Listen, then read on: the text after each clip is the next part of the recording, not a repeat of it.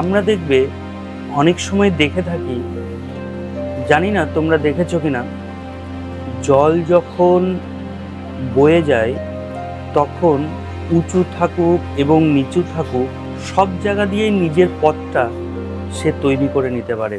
সে ছোট জায়গা হোক কি বড় জায়গা, সে সামান্যতম জায়গা পেলেই নিজের প্রবাহকে সে কখনো থামতে দেয় না, তারপর নদী রূপে সে বয়ে যায়।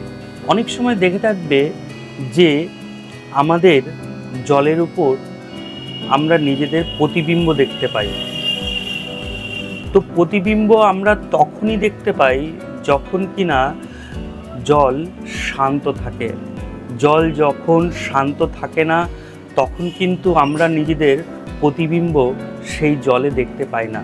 ঠিক তেমন আমাদের ব্রেন, মাথার মধ্যেও যদি কোনো অশান্তি কাজ করে, কোনো চিন্তা কাজ করে, এমন চিন্তা যা আমাদের কুড়ে কুড়ে খায়, সেই সব চিন্তা যদি মাথায় থাকে তখন কোনো ভালো ডিসিশান নেওয়া যায় না এবং ভালো পদক্ষেপ নেওয়া যায় না। তো সবার প্রথমে যেটা করতে হবে সেটা হলো নিজের মনকে শান্ত করতে হবে। আমরা যদি নিজের মনকে শান্ত করতে পারি তাহলে একটা ভালো ডিসিশান নিতে পারবো, আর ভালো পদক্ষেপ যখনই নেব তখন আমাদের সকলেরই ভালো হবে।